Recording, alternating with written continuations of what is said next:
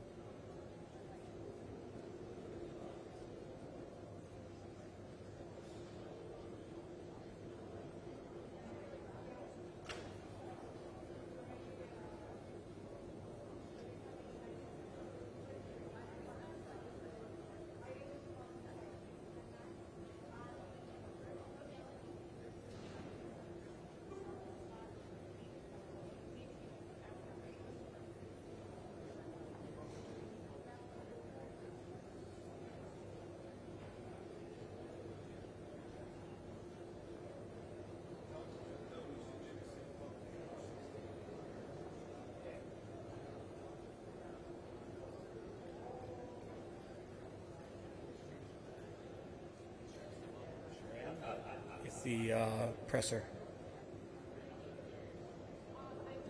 There's a few cameras looking, so I'm going to be doing a mic check for everybody. Mic check, check 1 2, mic check. Check 1 2. I turned that down for you. Okay, all good? Check 1 2. All right, cool. Thanks. Check, check, check. Check 1 2. Check 1 2. Check, check, check 1 2. Check 1 2. I'll hang around. Let me know when you guys give me a thumbs up. Everybody good? Check 1 2. Check. Check 1 2. Check 1 2. Everyone good? Need another one? Check, check. Check 1 2. Check, check. Anyone need another?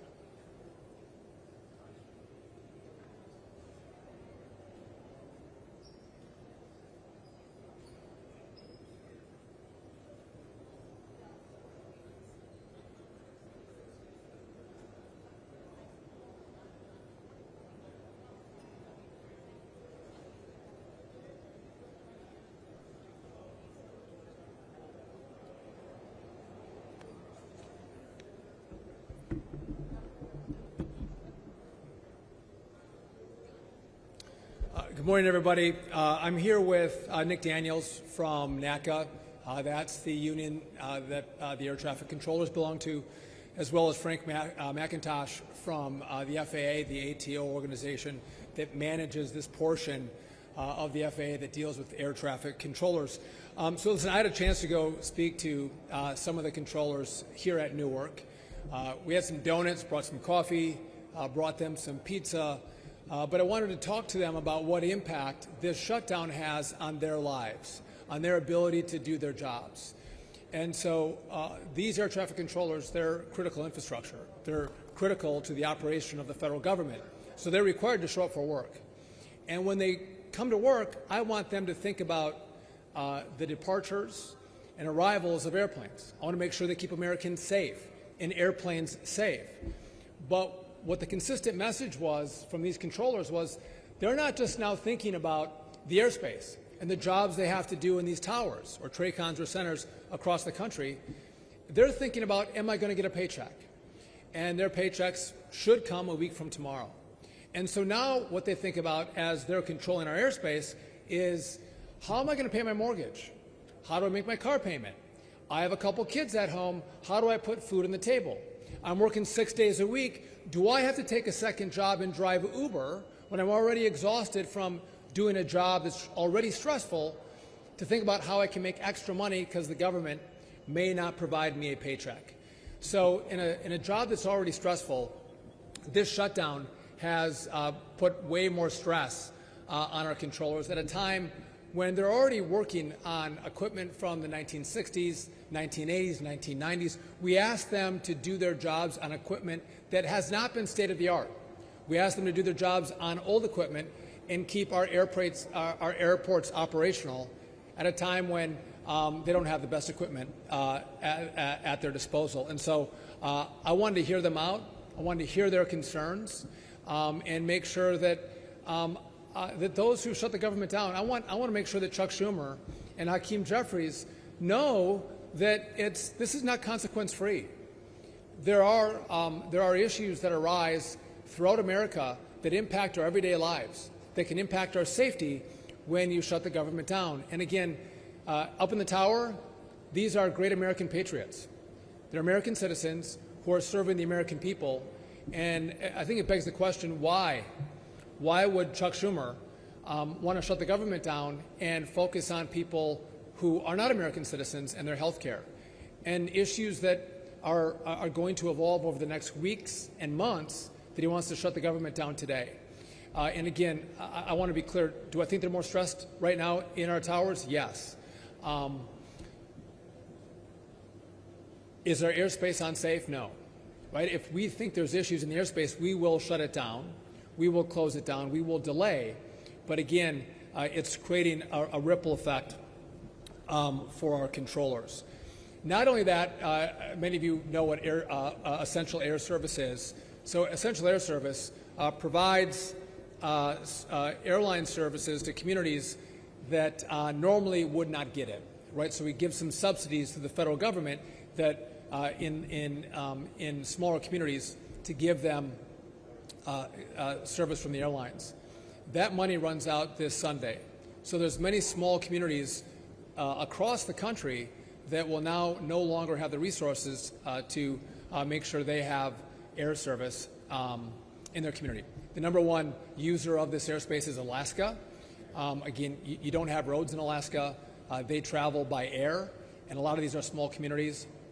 Alaska will be impacted, but every state across the country will be impacted by the inability to provide the subsidies to airlines to service these communities. Long-standing program, bipartisan support in the House and the Senate.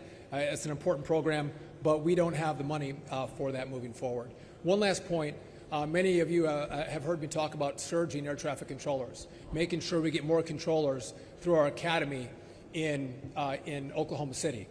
And then when they get out of the academy, they have to be trained up. And we have a lot of training facilities across the country, but the support staff that train those controllers when they're through the academy are at risk of being laid off. And so what this can do is we're trying to bring more air traffic controllers into the system so we have less delays, less cancellations. it's more challenging to get those students through the academy, but then also trained up in facilities like right here in Newark. So these can have longer lasting impacts at a time when we're trying to supercharge. This shutdown makes it more challenging for us to actually do our jobs. And again, this doesn't just end after the Democrats decide to open up the government. It has a longer lasting impact on our ability to make up the ground in the shortages that we have right now with air traffic controllers. So this is having great impact, great concern, great stress on our system at a time when we're trying to reduce the stress. We're trying to improve the efficiencies. We're trying to increase controllers. We're trying to modernize our airspace. All things that the American people care about. And this shutdown, again, that Chuck Schumer wants to have because he wants to fund illegals' health care, makes no sense to me. I think he cares more about, and should care more about, what happens right here in the New York airspace and across the country as we want to make sure we have air travel safe and controllers focused not on their mortgages, not on the next paycheck, not on food on the table, but actually on making sure you and your family are safe. And so with that, again, I'm delighted to have the president of the Air Traffic Controllers Union, NATCA, Nick Daniels, here with me. He's going to say a few words, then we'll go to Frank McIntosh from the FAA to say a few words, and then we're happy to take any questions from all of you. Nick? So good afternoon. I am Nick Daniels. I am the proud president of NACA, the National Air Traffic Controllers Association. I want to start with saying that I'm going to leave the political discussions for the politicians during this shutdown.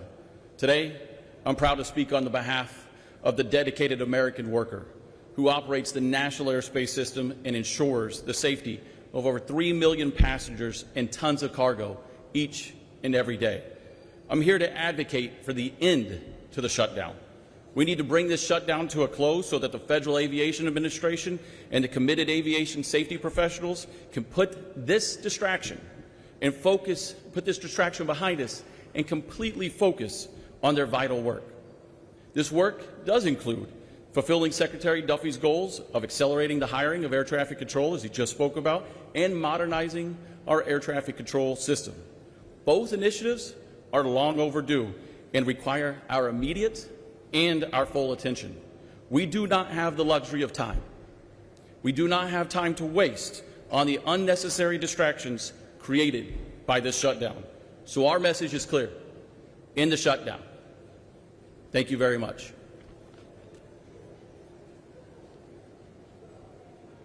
Good afternoon, everyone. My name is Frank McIntosh. I am the Air Traffic Organization Chief Operating Officer, and it is a privilege to be here. First and foremost, I'd like to thank Secretary Duffy and Nick Daniels for being here today.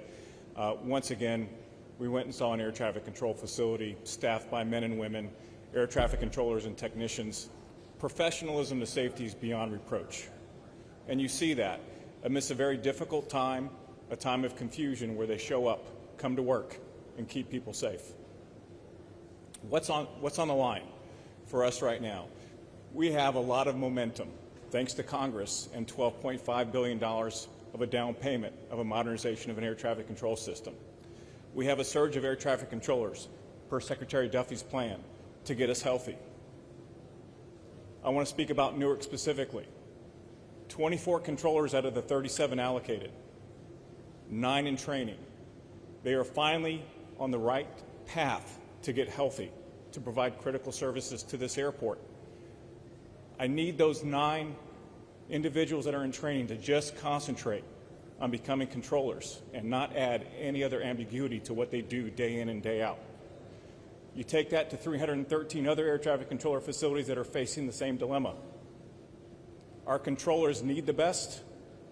We're on the way of delivering that, but we also need to make sure that we come together and ensure that we remove that ambiguity and make sure that a government shutdown is not prolonged and we do not lose the momentum that we finally gained over the last 9 months, 10 months. We need to ensure that everybody understands what our controllers need and what they deserve. Our technicians are in the same boat. We're in the process of modernizing a very complicated air traffic control system. Any disruptions put us further and further behind. Is the air traffic control system safe? Yes. Secretary Duffy nailed it. It is very, very safe. But we have to be on the forefront of making sure that our air traffic controllers and technicians have the very best. When they have the very best, you have the very best. Let's please collectively get behind this, and let's make sure that this government shutdown is over in a hurry. Thank you very much. I'll go back to Secretary Duffy. Thank you. Again, we hope there's a time and a place for discussions with politicians. And again, this is a continuing resolution that maintains funding at its current levels.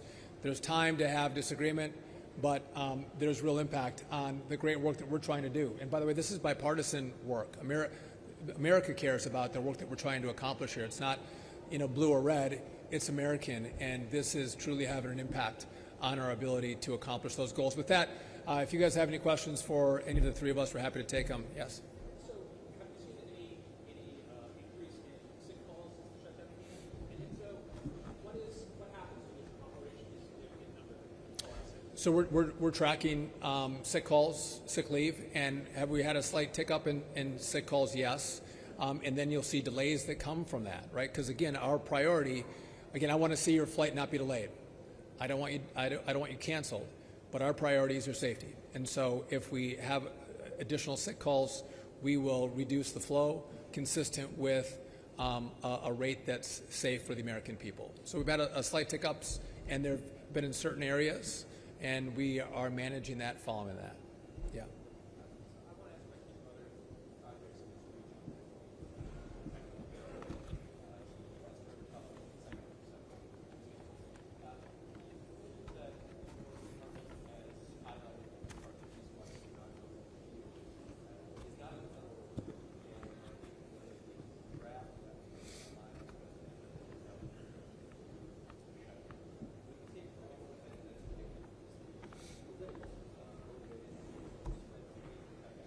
So you're talking about Second Avenue subway and the Gateway project. Just let's be clear, these are the two biggest projects in the Western Hemisphere. They're massive projects. Several months ago, I sent out a letter telling everyone who receives federal money to follow the law.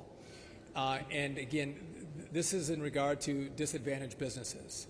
So there has been a tendency with some of these projects to look at race and sex as a disadvantaged business as opposed to the size of the company as a disadvantaged business.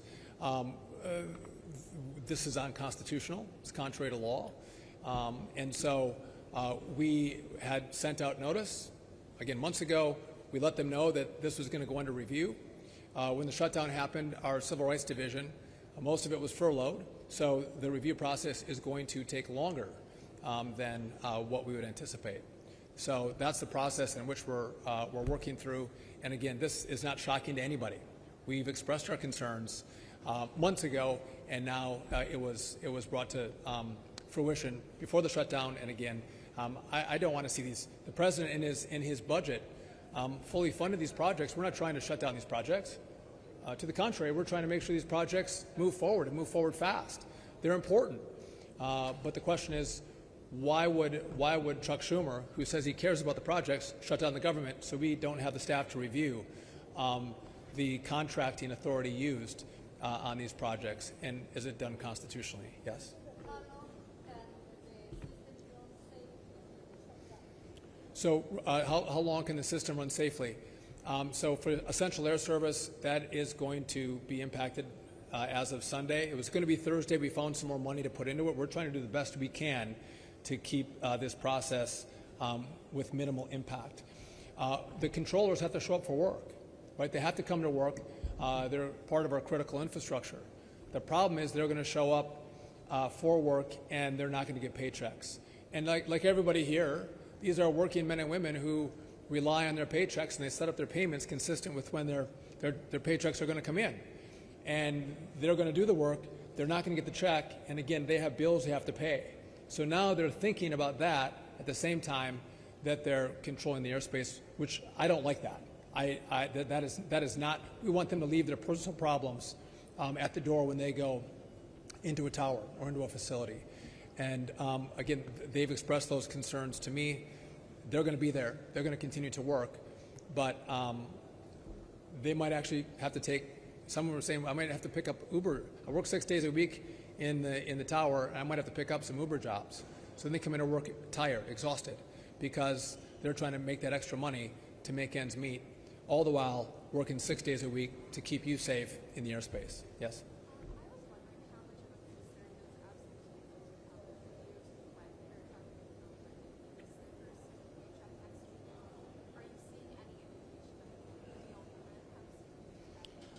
So absenteeism as a concern, again, we've had a few airports and we're tracking it. We don't have one facility that has had long-term issues with the sick leave, but that is concerning to me.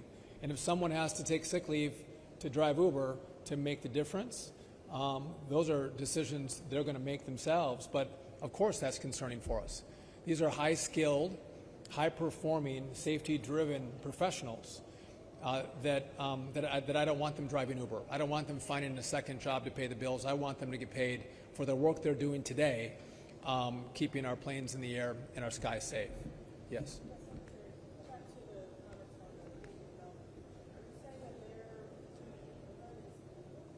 What I'm saying is it's up for review, right? And so there's been issues in New York not using it appropriately. Again, looking at the race and the sex of the business as opposed to the size of the business, which is what the law was intended for. And so we're going to do a review because of what's happened in the past in New York. And again, we've been quite clear with New York and with others that that's the review that we're going to undertake. And so it's happening right now. And again, it's going to take us a longer time because we don't have the staff that's been furloughed because of the shutdown to get through that review process. Yes?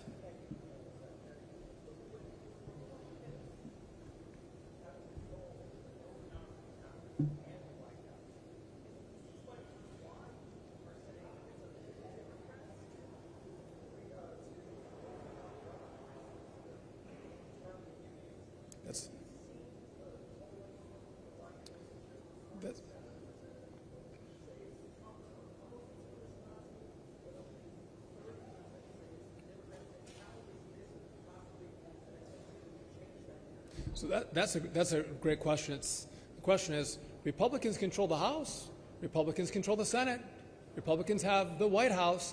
I know you know better than you know my answer is. You know the answer to this. In the House, Republicans passed a bill to fund the government, continue the funding levels, the funding streams that were in existence at the end of September. The problem you have in the Senate is that you have a filibuster rule. It's a 60-vote threshold.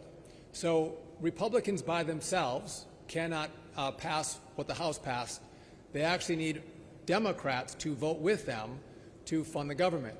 And if Democrats say no, again, there's over 50% of senators in the Senate who have voted to fund the government. And by the way, it's been bipartisan. Several Democrats have voted to open up the government and to continue the conversations and negotiations.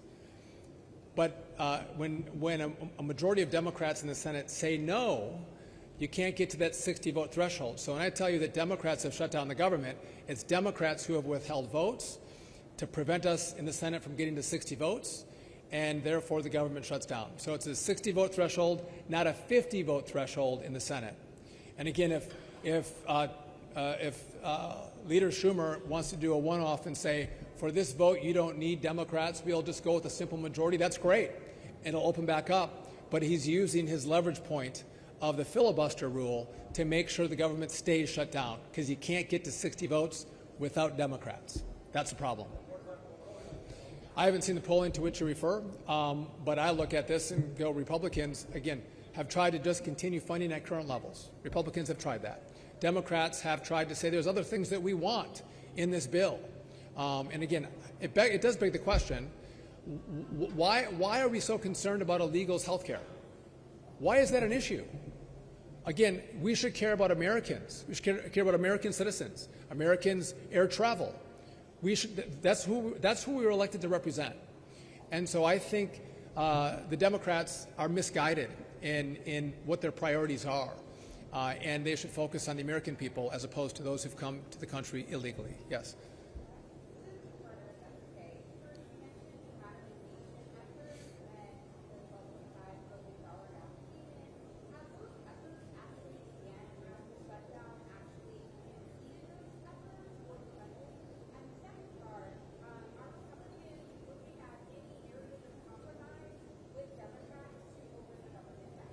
So to take your first question, so in modernization, what we've done is tried to pull as much money forward as possible in all kinds of areas. I'm not trying to maximize pain. I'm trying to minimize pain. I'm trying to pull money forward and use money to make sure that we do all we can to function as well as possible. So we are continuing with the modernization effort. We're selecting an integrator, a project manager that's going to help us with this. I don't want it, no offense, Frank, but I don't want the FAA to manage this project by themselves. They're not project managers. So we're hopeful that that selection is going to be made by the end of this month, and that work is continuing right now as we go through that selection process. I would just note that we do have $12.5 billion out of $31.5 billion. A key component of that money that I don't have is the money to build the new software. Again, I'm using like a Windows 95 or a Windows XP, if you guys are old enough to know what those systems are like. That's the genre of programming that we're using. I want a brand new system, a brand new software system to manage our skies. I need the Congress to give us that, the rest of the money. I need those resources. And by the way, the new software, it's going to take us a while to have it developed, and then it has to be debugged, and then it has to be deployed. So this is the longest time frame of the issues that I have to deal with, which is why the longer I wait, the longer it takes. And so I do hope, and by the way, this is bipartisan. We're talking about partisan shutdowns right now. Democrats and Republicans agree with this, and I'm hopeful that they will move quickly as we come in after the shutdown, whether at the end of this year or the start of next year, to get us those resources. In regard to compromise, what Republicans have said is keep the current levels. Let's not change it. It's truly a continuing resolution. Just keep the government open and funded, and we have time to continue the conversations. But to be held hostage for health care for illegals, I don't think makes sense. Again, I don't think that's a compromise that Republicans are willing to make. President Trump has talked about America First. And America First means let's work on housing and health care and food and air traffic and air travel for American citizens. But to stand up and say we're going to fund something for those who are not here lawfully, I think is a problem for Republicans and the president. Yes?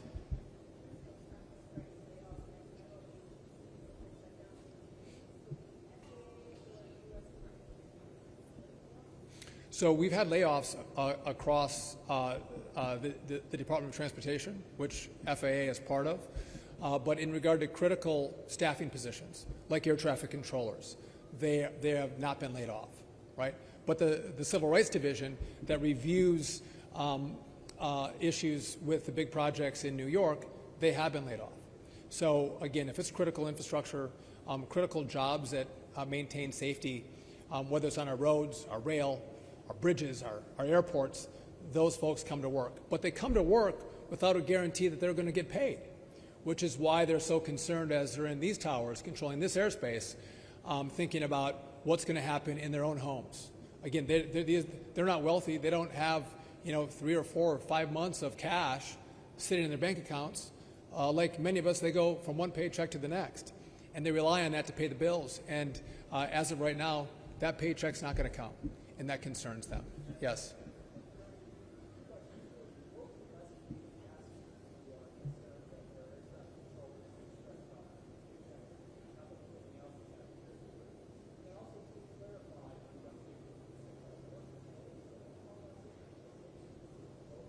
So just to be clear, I don't have TSA under my control, so all the complaints on TSA don't come to me. But in regard to controllers, yeah, there's controllers that have called out sick, so we're tracking it, and I don't have a continual problem in one area, right? There's been, one facility one day, another facility another day. Some areas there's been a 50% reduction in some of the staffing, and again, we're tracking it, and we take the appropriate action necessary to make sure our skies are safe. And again, we have great managers that are here. If we see there's issues in the tower that are affecting controllers' ability to effectively control the airspace, we'll reduce the rate, and you'll see more delays, or you might see a cancellation. I'm willing to do that before we're willing to risk anyone's life in the air. By the way, we're here in Newark. Just to at the end of April, early May, we had 2 outages that were very concerning. You saw the rate get reduced dramatically. We worked with Verizon and our other partners, and we put in redundant fiber lines as opposed to the old copper, and that has been functioning very well. The last stats I have for several months, Newark was the most on-time airport in the whole system. So things are going better here, and we're moving at a way different speed than what they moved in past administrations. Again, trying to address the problems as quickly as possible. We saw an outage at DFW a couple weeks ago. We had redundant lines in DFW, but they had a single point of failure in that system, which means you don't have redundancy. And that single point of failure failed, and you saw some mass outages that rippled through the system. Again, those are the issues that we're looking at, which is why part of the $12.5 billion is to rebuild the telecom infrastructure and make sure you don't have another Newark, you don't have another DFW. You take care of it, you do it right, you do it fast, and you make it worthy of 2025, not worthy of 1998. One more question.